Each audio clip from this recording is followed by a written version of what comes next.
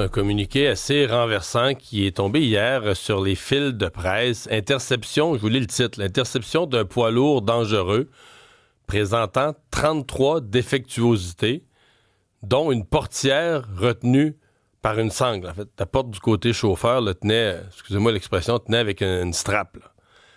Jonathan Beauvais, lieutenant, porte-parole de Contrôle routier Québec, est avec nous. Bonjour. Bonjour, M. Dumont. Décrivez-nous un peu le véhicule que vous avez arrêté. Bien, vous avez quand même bien résumé. Là, le titre était quand même assez évocateur de l'intervention. C'est un ensemble de véhicules qui s'est présenté en poste de contrôle dans le secteur de Saint-Augustin. D'emblée, là, lors de la pesée du véhicule, on a constaté une surcharge axiale. Donc, on a envoyé le véhicule à l'arrière pour procéder à une inspection. Et rapidement, là, les agents, lors de l'approche du conducteur, ont décelé certaines défectuosités mécaniques, dont un pneu crevé. Et effectivement, là, la portière du côté conducteur là, qui s'enclenchait pas complètement et qui, pour rester fermée, était retenue, comme vous le dites, là, par une strap. Il y avait un pneu. Il y avait un problème de frein aussi? Il y avait effectivement aussi une perte d'air au niveau du système de freinage pneumatique. Donc, lorsqu'on maintient les freins pendant une minute, là, il y avait une perte d'air là, supérieure à la norme qui est permise. Donc, ça devenait une défectuosité mécanique majeure aussi. Donc, les trois défectuosités qu'on vient d'évoquer étaient des défectuosités majeures, donc qui empêchent le véhicule de continuer de circuler.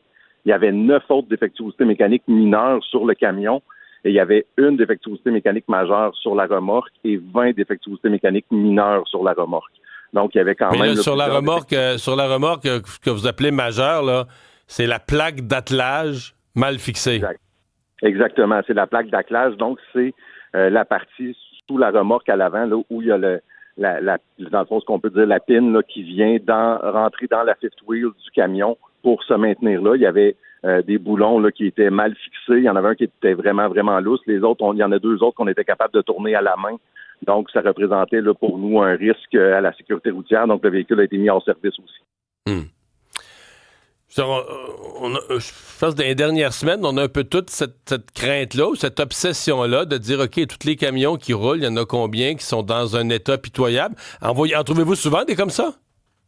Des comme ça, c'est pas régulier, mais ça arrive. Là. Je peux pas vous dire que c'est quelque chose qui arrive pas, mais c'est pas la norme. Celui-là, c'est vraiment un peu exceptionnel.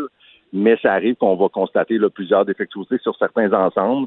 Ce qu'il faut comprendre, là, c'est que d'année en année, on mène toujours des opérations que nous, on appelle des enquêtes véhicules lourds, c'est-à-dire que c'est des opérations où on intercepte de façon aléatoire là, les véhicules qui circulent sur la route, peu importe leur provenance, leurs origines. Et lorsqu'on fait le bilan de ces opérations-là, on constate là, qu'environ 75% des véhicules lourds qui circulent sont conformes. Puis quand je dis conforme, c'est qu'il n'y a pas vraiment de matière à infraction ou à défectuosité mécanique là, qui pourrait apporter un danger ou même là, tu sais, c'est des choses vraiment très, très mineures. Donc, on est vraiment à, je vous dirais, 75% conforme. Dans le 25% qui reste, ben là, il y a certaines infractions. C'est pas tous des infractions ou des véhicules qu'on vient de le voir aujourd'hui, hier, ben, comme dans le communiqué d'hier. Mais il y en a quand même là où on va avoir des infractions, des défectuosités mécaniques. Donc, je vous dirais que bon an, mal an, on est quand même à 75% des véhicules qui circulent qui sont conformes en pas mal tout point. Je comprends. Je comprends que là, vous êtes pas autorisé à donner, mais est-ce que c'est une compagnie sérieuse? Est-ce que c'est une des grandes compagnies québécoises? Est-ce que c'est un camion hors Québec? Est-ce que c'est un indépendant? On se demande qui peut promener un tel camion sur la route, là? Ben, je vous dirais que le type de transport là, qui a été intercepté dans cette situation-là s'apparente là, à ce qui a été parlé dans les médias dans les dernières années, là, quand on parle du modèle de chauffeur Inc. Donc, ça s'apparente à ce type de transporteur-là. C'est un transporteur qui naît de l'extérieur du Québec. Ça nous donnait ces indices-là. Évidemment, nous, comme contrôleurs routiers, on ne peut pas déterminer... Non, je comprends. Je vous demande pas de dire ce que vous pouvez pas dire, mais on a tout compris. Je vais vous dire, on a tout compris.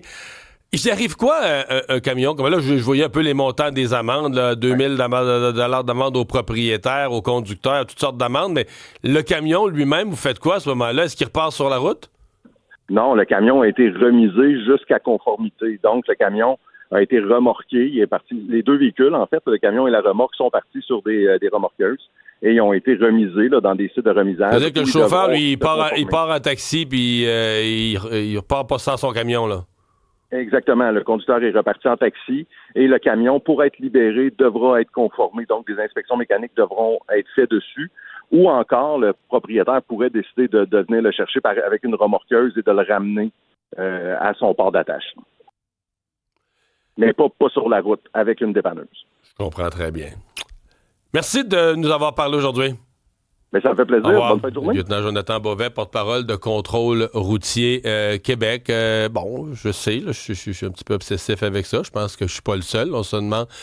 Puis la dernière de mes intentions, là, c'est de salir toute la profession. Il y a des on a au Québec d'abord, j'en connais personnellement des propriétaires, des excellentes compagnies de camionnage, des excellents camionneurs, mais c'est infiltré au cours des dernières années du n'importe quoi. Puis tu sais, c'est nos vies qui sont en jeu, là. Je veux dire, je vous le dis, moi, ça freine, on regarde derrière nous, on a un camion qui s'en vient. Mais là, écoute un peu, là.